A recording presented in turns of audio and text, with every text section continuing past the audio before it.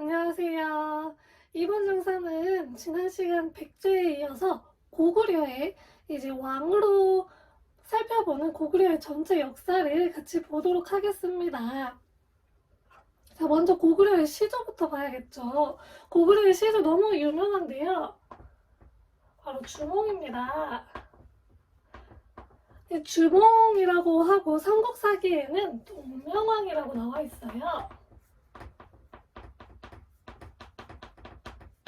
이 동명왕이 부여에 있던 왕 이름이거든요. 그래서 이 주몽이 동명왕이랑 같은 사람이냐 아니냐에 대한 이야기가 또 학자분들마다 다양한 학설을 내놓고 계세요. 그래서 둘을 이제 같은 사람으로 보느냐 아니냐는 그 사람의 사관에 따라서 다른 거기 때문에 일단 이렇게 괄호로 쳐놓도록 하겠습니다. 주몽이 이제 고구려를 세웠는데요. 주몽은 건국 신화가 있잖아요. 탄생 신화도 있고 건국 설화가 있는데 이 주몽 같은 경우에는 원래 부여 사람이에요. 주몽의 엄마는 유화라고 하는 한 여인입니다. 어떻게 된 거냐면 이 하백이라는 물의 신이 있는데 이 신의 딸이에요. 유화가. 근데 어느 날 해모수라는 사람이 와가지고 자기는 하늘의 아들이다 하면서 이렇게 접근을 했나봐요.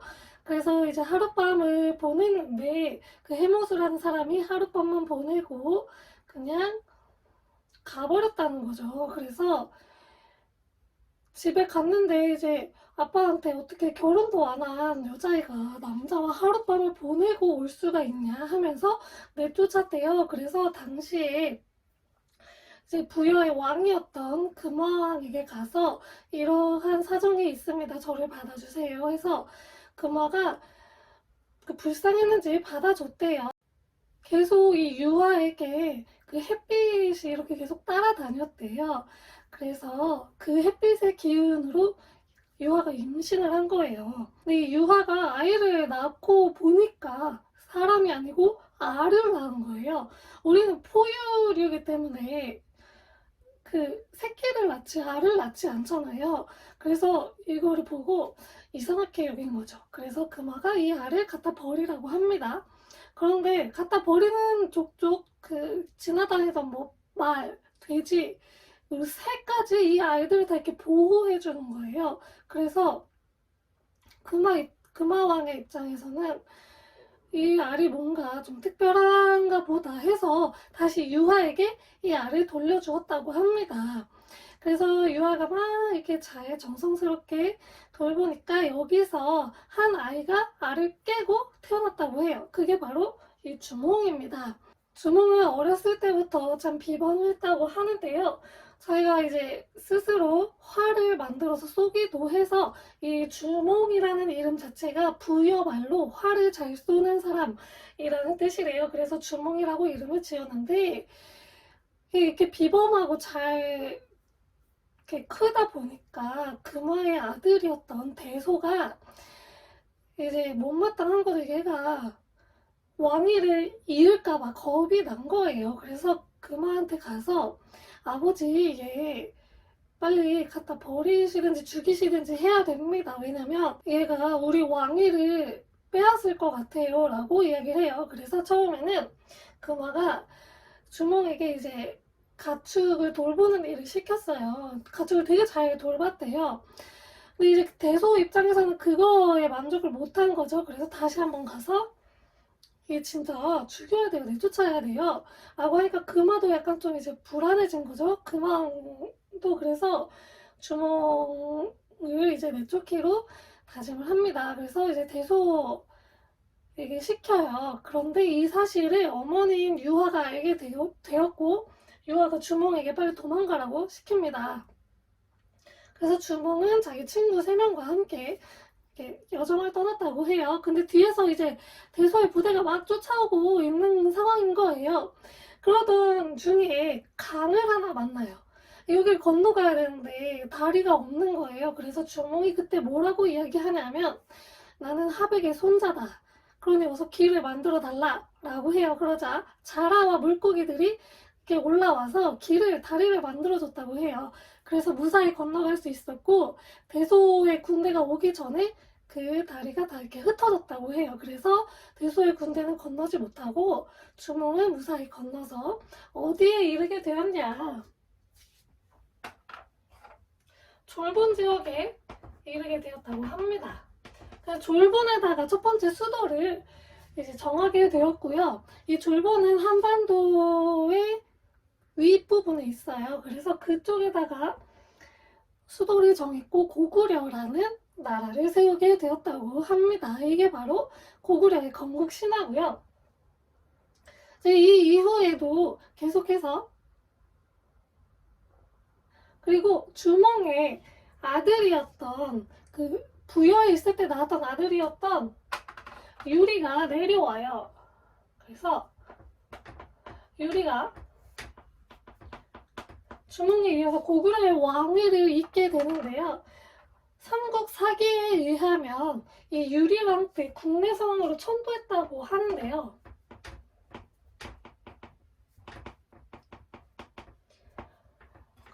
학자분들은 이 삼국 사기의 기록을 믿지 않으세요.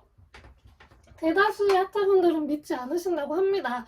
왜냐하면 그 이후의 기록들을 보면은 약간 국내성 지역하고 맞지 않는 그런 지명이 등장을 하고 좀 여러 가지 맞지 않는데요. 그래서 삼국 사기에는 유리왕 때 국내성 천도했다고 기록이 되어 있지만 지금 현재는 유리왕이 아니고 다른 왕들이 후보에 여러 후보가 있거든요. 그 왕들을 가지고 그 연구를 진행하고 계십니다. 이후에 이제 어떤 왕이 등장을 하냐면요. 태조왕이라는 왕이 등장을 해요. 자, 이 왕 때 고구려는 조금 더 넓은 영토를 갖게 되는데요. 중국의 요동과 그리고 현도군을 공격을 해서 영토를 확장합니다. 이 현도군 같은 경우에는 정확한 위치는 지금 알 수가 없지만 예전에 고조선에 있던 땅에 설치했던 한나라에 4개의 군이 있거든요. 그 중에 이제 하나거든요. 그래서 그 지역을 점령을 하면서 영토를 확장을 시켰다고 해요. 요동과 현도. 그런데 이 태조왕 같은 경우에는 검색해보시면 아시겠지만 재위기간, 왕 위에 있었던 그 기간만 90년이 넘거든요. 그래서 이 태조왕 같은 경우에는 학자분들께서 태조왕을 한 사람으로 보지 않고 여러 명의 왕을 이렇게 묶어서 태조왕으로 칭하지 않았을까 하고 추정을 하십니다. 이후에 이제 고구려는 초반에 이제 기틀을 다 잡기 시작을 하는데요. 다음 등장하는 왕이 고국천왕입니다. 이 고국천왕 때는 이 내부적으로 고구려의 그런 기틀을 다져갔는데요.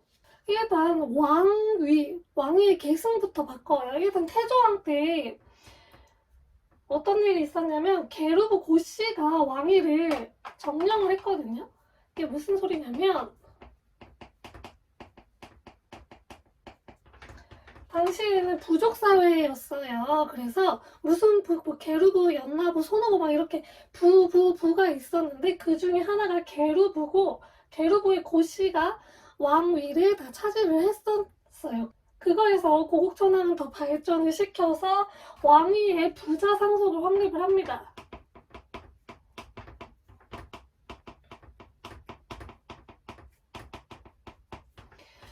이 왕을 아들에게만 이제 상속을 시킨 거예요. 그 전에는 그러면 안 그랬냐? 네, 안 그랬다고 합니다. 뭐 여기 아들로 보통 가기는 했지만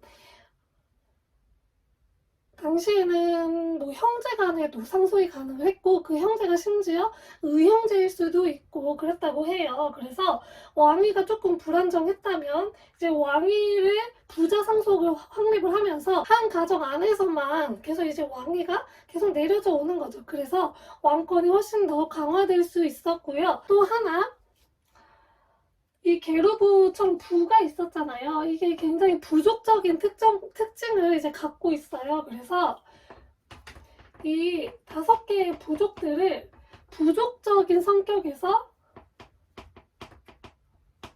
행정적인 성격의 오부로 바꿨다라고 합니다. 이게 무슨 소리냐 하면 부족적인 특징이 많이 갖고 있잖아요. 그래서 당시 이제 부족들이 연합을 해서 만든 게 이제 초기의 국가의 형태였어요.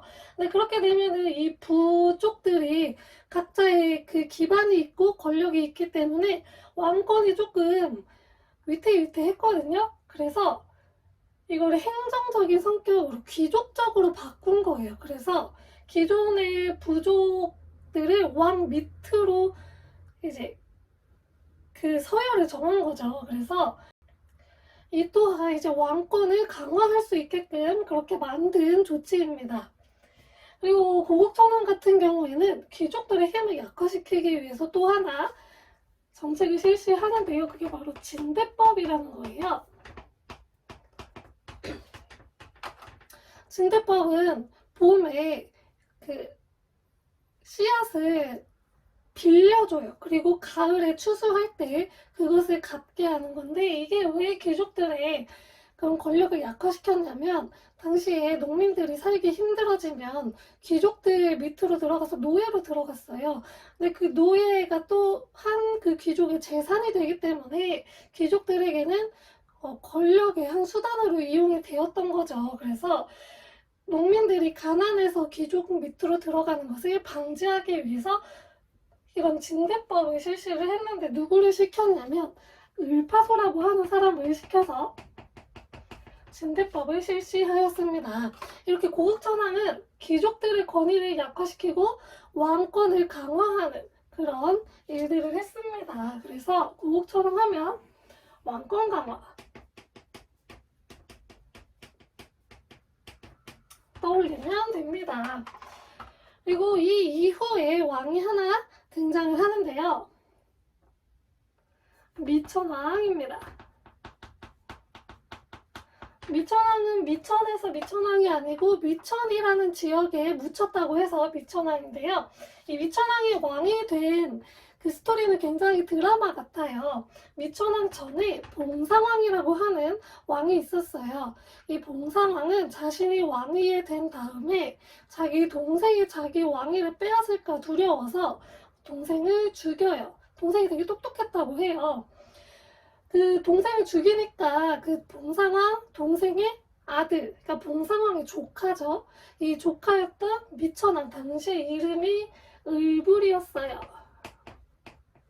고을불이었는데 을불이가 자기 아빠가 삼촌한테 죽었어요. 그러니까 자기도 이제 내 차례가 있겠구나, 나한테도 이 죽음의 칼날이 오겠구나 해서 도망을 갑니다. 이 왕족의 삶을 내려놓고 도망을 가요. 그리고 나서 소금을 팔기 시작하는데, 당시에 소금은 굉장히 귀했어요. 하지만 소금을 파는 사람은 굉장히 미천한 직업이었어요. 그래가지고 이제 소금을 팔면서 굉장히 미천한 위치에서 온갖 구박을 받으면서 소금을 팔았죠. 하루는 이제 떠돌이 장수였어요. 돌아다니면서 소금을 팔다가 하루는 한 노파의 집에서 묵게 됐는데, 숙박비를 줄 돈이 없으니까 소금으로 드린 거예요. 당시 소금이 굉장히 귀했으니까 소금으로 숙박비를 줬는데, 이 할머니가 소금이 굉장히 탐이 났던 거죠. 좀만 더 줘라 했는데 이거를 어떻게 더 줘요. 그래서 못 줍니다 하니까 이 할머니가 이제 화가 나가지고 미천왕 그 을불이의 소금 지게 안에다가 자기 신발을 숨겨놓고 저 사람이 내 신발 훔쳤다고 거짓 보고를 합니다. 근데 을불이는 자기가 이거 안 훔쳤잖아요. 억울하잖아요. 관청에 갔죠. 갔는데 그 소금 지게에서 할머니 신발이 나온 거예요. 그러니까 이제 도둑이 돼버렸어요. 그래서 소금도 빼앗기고 쫓겨나게 돼서 완전 거지꼴로 살아가고 있었어요. 그렇게 살아가고 있었는데 중앙에서 어떤 일이 발생을 했냐, 이 봉상왕이 굉장히 방탕한 생활을 했다고 해요. 막 궁궐도 막 더 지으려고 하고 하면서 돈도 쓰고 막 노동력도 막 이렇게 착취하고 하니까 이제 불만을 쌓여갔던 찰나에 창졸이라는 사람이 당시의 재상이었거든요. 이 창졸이가 반란을 일으킬 준비를 합니다. 왕을 내쫓을 준비를 한 거죠. 왕을 내쫓으면 그 자리에 왕을 새롭게 앉혀야 돼요. 그래서 누가 있을까 찾아보다가 왕족이었던 을부리 생각이 난 거예요. 그래서 을부리를 찾으러 이제 사람을 풉니다. 한 신하가 이제 찾다가 보니까 저기서 이제 삼국사기 기록에 나와 있는데, 저기서 보니까 유달리 용모가 좀 다른, 얼굴이 희고 뭐 이렇게 뭔가 빛이 났나 봐요. 그런 사람이 서 있더랍니다. 그래서 가가지고 혹시 을불씨 맞냐 하니까, 을불이 같은 경우에는 나 죽이러 온 사람이라고 생각을 했겠죠. 중앙에서 지금 무슨 일이 벌어지고 있는지 모르니까. 그래가지고 처음에는 자기 을불이 아니라고 얘기를 하죠. 그런데 더 얘기를 나눠보니까 을불이 확실하대요. 왜냐면 아무리 거짓골로 살았어도 왕족이었고, 그 왕족과 함께 살면서 말투라든지 행동이라든지 이런 게 좀 달랐을 거 아니에요. 그러니까 딱 보니까 왕족인 거예요. 그래서 이 신하가 자기는 창조리가 보낸 사람인데 지금 중앙에 이런 일이 있다. 그래서 당신을 왕으로 세우려고 한다. 자초지종을 다 설명을 하고, 을부리가 거기에 동의를 해서 이제 창조리에게 같이 가서 반란을 일으켜서 왕의 자리에 올랐다는 게 바로 이 을불이 이야기이고요. 그게 바로 미천왕입니다. 미천왕은 이렇게 왕이 돼서 어떤 일을 했냐, 대외 진출을 했어요. 먼저 이제 서안평이라는 곳을 공격을 합니다. 서안평이 어떤 지역이기에 공격을 했냐 하면, 이 서안평은 중국에 당시 이제 고조선이 멸망을 하고 한나라에 4군이 설치가 되었는데, 그 중에 하나가 낙랑군이거든요. 근데 낙랑이 지금 한 요쯤 북한의 평양 지역에 있었다고 추정하는데, 여기하고 이 중국하고 연결해주는 그 위치에 있었던 게 바로 서안평이에요. 그래서 이 지역을 공격을 해서 이 낙랑하고 중국하고의 그런 교통로를 딱 끊어버린 거예요. 그래서 서안평을 공격을 한 다음에 낙랑을 공격을 해서 이 낙랑을 축출합니다. 그래서 당시에 고구려가 여기 졸본 이쪽, 졸본 국내성 이쪽에 있었는데, 이 낙랑을 축출을 하면서 이쪽으로 한반도 내부로 들어올 수 있는 발판을 마련하게 되었습니다. 이 서안평은 이전에 동천왕 때 한번 공격을 했다가 실패를 했었는데요. 미천왕 때 드디어 성공을 해서 낙랑을 완전히 축출할 수 있게 되었습니다. 자, 이렇게 해서 좀 이제 영토 확장을 서서히 하나 싶었는데 갑자기 뚝 떨어지네요. 어떤 일이 있었을까요? 미천왕의 아들이었던 고국 원왕 때의 일입니다. 당시에 이제 중국에 선비족이 세운 전현이라는 나라가 있었어요. 이 나라가 이제 확장을 하려고 하다 보니까 고구려가 딱 눈에 밟히는 거죠. 그래서 고구려를 공격을 하려고 하는데, 당시 이제 중국에서 고구려로 들어오는 길은 두 갈래가 있었대요. 그래서 이게 지금 정확히 위치가 어딘지 비정은 정확히 되지 않았고 추측만 하고 계시는데, 일단 기록에 의하면 북쪽 길은 넓고 대군이 가기 좋았대요. 되게 넓고 좀 편한 길이었고, 남쪽 길은 좁고 힘든 길이었다고 합니다. 그래서 고구려에서는 첩보를 입수했을 거 아니에요. 선비족이 쳐들어온다. 그 회의가 열린 거죠. 얘네가 북쪽 길로 올까 남쪽 길로 올까 회의를 했는데, 아무래도 대군을 이끌고 오지 않겠느냐, 그러면 북쪽으로 오지 않겠느냐 해서 고구려는 이 북쪽 길에다가 주력군을 배치를 합니다. 그런데 이 선비족이 허를 찌릅니다. 남쪽 길로 대군을 이끌고 오게 되면서, 여기에 주력군이 있으니까 여기는 조그만 군대만 있을 거 아니에요. 그래가지고 이 쭉쭉 이제 선비족이 밀고 들어와서 당시 이제 삼국사기 기록에 환도성이라고 되어 있거든요. 국내성이랑 환도성이 같은 곳인지는 모르겠지만 환도성이라고 되어 있어서 환도성이 당시에 점령당을 합니다. 이 고구관왕은 환도성이 점령을 당했으니까 이제 말을 끌고 도망을 갔다고 해요. 이 전현의 모용황이라는 이제 지도자가 왔는데 고구관왕한테 너 빨리 와서 항복하라고 이제 한 거죠. 근데 고구관왕은 말을 듣지 않고 가지 않고 이렇게 숨어서 계속 지냈다고 해요. 근데 선비족 입장에서도 자기 나라로 돌아가지 않고 계속 고구려에 있는 게 사실 여러 가지로 손해거든요. 계속 물자도 갖고 와야 되고 뭐 자기네 땅이 아니니까 아무튼 그런 어려움이 있기 때문에 돌아가야 했어요. 근데 그냥 돌아가면 안 되잖아요. 일단 고구려왕이 항복을 안 했으니까. 그래서 어떤 짓을 벌이느냐, 고구려왕의 아버지 있죠. 이 미천왕의 시신을 갖고 가요. 천연이. 그래가지고 고구려왕이 어쩔 수 없이 이제 그 시신을 돌려받기 위해서 전현에게 항복을 하고 조공을 바치게 되었습니다. 그런 이제 굴욕적인 일을 한번 겪었어요. 그리고 나서 이제 고구려왕이 이 북쪽으로 나아가긴 그른 거예요. 하지만 그 아무것도 안 하고 있을 수는 없고 어쨌든 대외 진출을 하긴 해야 돼요. 왕으로서 뭔가를 해야 되잖아요. 그래서 그 결정한 게 남쪽이었어요. 남쪽으로 내려가려고 하는데 당시 남쪽에 누가 있었냐 하면 백제가 있었어요. 근데 백제 왕이 당시에 근초고 왕이라고 백제의 전성기를 이끌었던 왕이었어요. 하필 그럴 때여가지고 고구려왕은 공격을 하는 족족 졌어요. 그러다가 이제 백제가 평양성을 공격을 하면서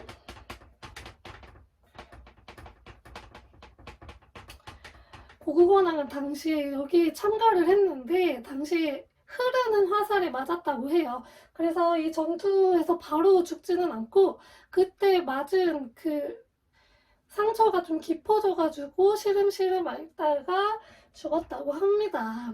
이 고구려에게 굉장히 치욕적인 일이죠. 환도성도 점령당해 평양선 전투에서 백제한테 져가지고 왕이 죽었어요. 이 서력을 어떻게 갚아야겠네요. 그 다음 왕이 소수림왕입니다.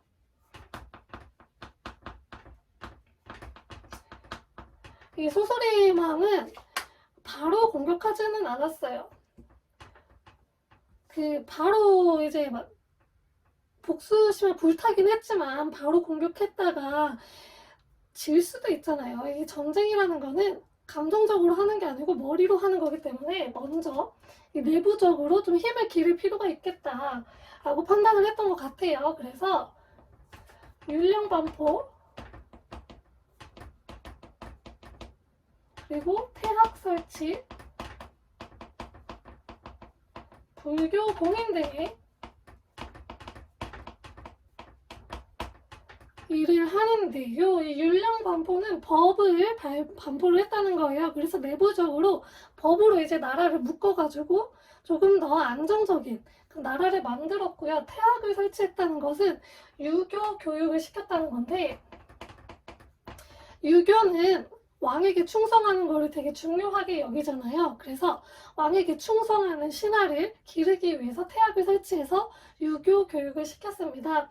그리고 불교를 공인했다는 건 이 불교가 고등 정신을 가지고 있었던 그런 종교였기 때문에 이 불교를 가지고 그 백성들을 하나로 정신적으로 묶는 그런 역할을 했다고 해요. 그래서 이러한 일들을 하고 뭐 기록에 의하면 소수림왕 때도 백제를 공격을 하긴 했으나 정말 실패를 좀 한 모양이에요. 그래서 이때는 백제 공격에 성공하지는 못하고 누구 때 성공을 하냐, 소수림왕의 손자였던 광개토대왕 때 드디어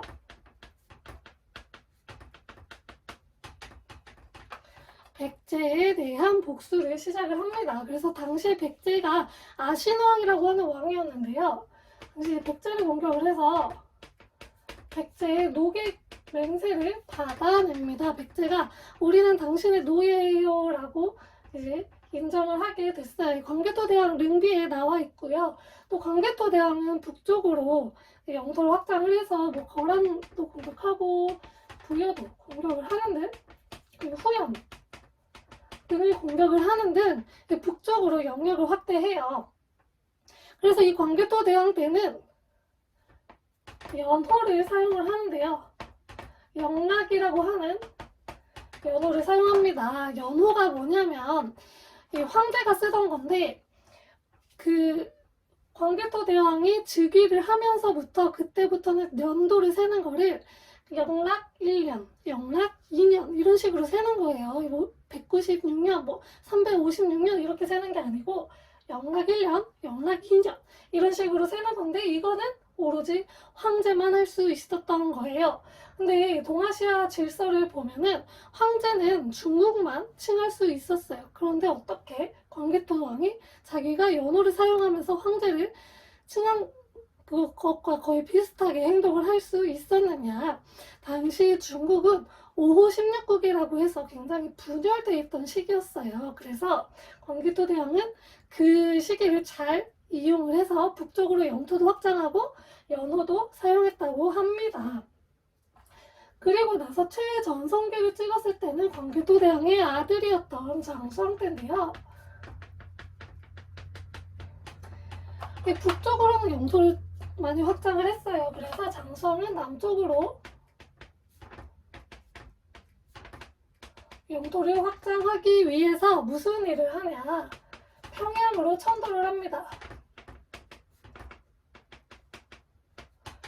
그래서 이제 밑으로 내려갈 준비를 해요. 이 평양천도 같은 경우에는 광개토대왕도 준비를 했다고 하는 그 준비를 했을 것 같은 그런 기록이 남아 있어요. 광개토대왕 때 평양에 뭐 절도 짓고 그리고 거기 있던 사람들을 이주시켜서 정비를 하고 뭐 이런 일을 했던 기록이 있어요. 그래서 이 평양 같은 경우에는 그 아까 얘기했잖아요. 고구려가 원래는 한반도 바깥쪽에 계속 있다가 여기 한반도 안쪽으로 이제 진출을 하기 위해서 여러 가지 일을 하는데 그 중에 하나가 난강 축출이고 그리고 이 평양 요 지역을 계속 이제 눈여겨봤던 것 같아요. 그래서 고구건왕 때도 환도성이 함락을 당하고 평양에다가 임시 수도를 이제 만들기도 했어요.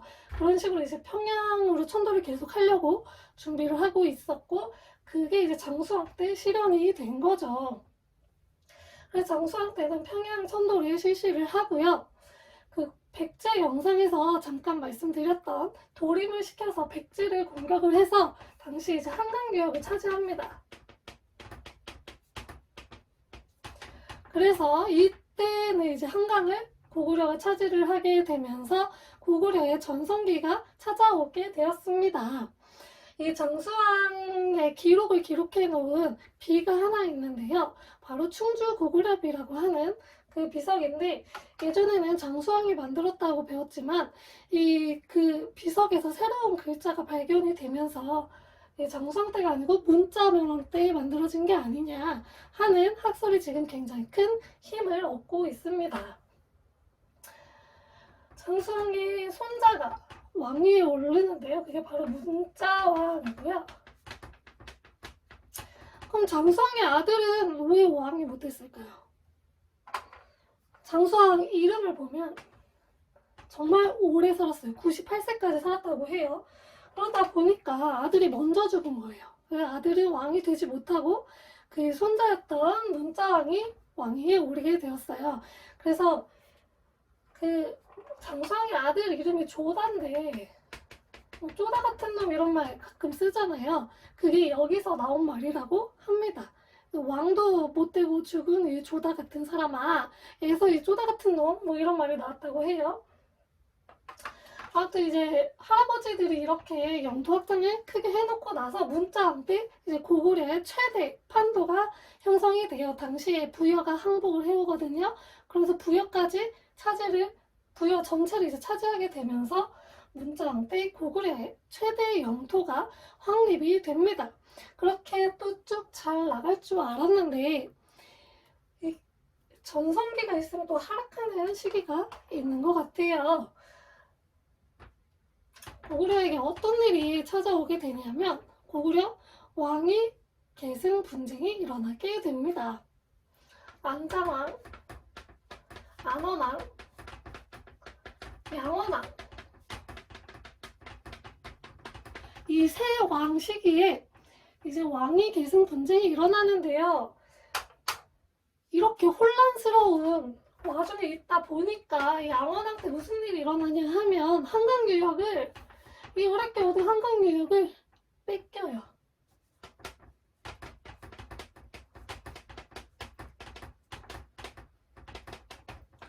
누구한테 뺏기느냐?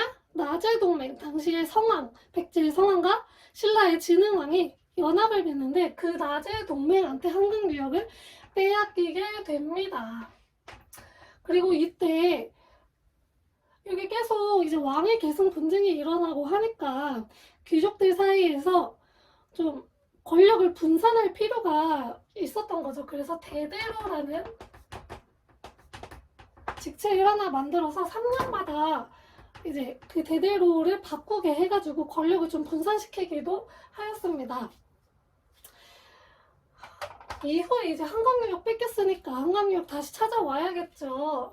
그래서 영양왕 때 누구를 시키냐 하면 온다리를 시켜요. 바보 온달 아시죠? 그래서 아차산성에 가가지고 다시 한강유역 되찾아와라 라고 시켰는데 실패를 하고 맙니다. 결국에 찾지는 못하고 이후에 영유한 때 이르러서 그리고 이 영양왕 때 수하고 당시 중국에 수가 있었거든요. 수하고 전투를 벌여요. 그때 이제 활약한 게 을지문덕이라고 하는 장군이 있었죠. 이런 전쟁도 벌이면서 점점 이제 북방을 좀 이렇게 대비를 할 필요를 느껴서 영유한테 천리장성을 쌓으려고 하거든요. 근데 이때 천리장성의 책임자로 연개소문이라는 사람을 보내요. 연개소문을 보내는데 이 연개소문이 쿠데타를 일으켜서 본인이 권력을 잡고 왕을 내쫓고 자기 허수아비 노릇을 할 왕 하나를 앉히는데 그게 보장왕입니다. 고구려의 마지막 왕이었던 보장왕을 앉히고 본인이 이제 권력을 누리면서 사는데 그렇게 이제 권력 다툼이 있고 그리고 연개소문이 죽은 다음에 또 그 후계자들 사이에서도 권력 다툼이 있고 막 혼란스러워요. 그런 상황에서 이제 막 수나라 그리고 그 다음 당나라까지 막 쳐들어오는데 다행히 안시성에서 잘 막아냅니다. 안시성 성주의 이름은 아직까지 알려져 있지 않다고 해요. 옛날에는 양만춘 장군이라고 많이 배웠는데 이 양만춘 장군의 이름은 조선 후기 소설에 등장하는 이름으로서 뭐 정확하게 진짜 양만춘이 당시에 안시성 성주였다고 말할 수가 없고 그 삼국사기 기록에 보면 김부식이 당시 안시성 성주의 이름을 알지 못해서 너무 안타깝다 이런 기록이 있어요. 그래서 안시성 성주는 지금까지 이름이 알려져 있지 않고 아무튼 끝까지 잘 막아서 당나라를 막기는 했으나 그래서 이런 혼란스러운 상황이 있었잖아요. 연개소문도 그렇고 연개소문 아들 뭐 동생 아주 엉망진창이었거든요. 그러다 보니까 당시 신라하고 당나라하고 연합을 맺은 나당연합군에 의해서 공격을 받게 되었고 결국에는 고구려는 멸망하게 되었습니다. 자, 여기까지 고구려에 대한 이야기였습니다. 감사합니다.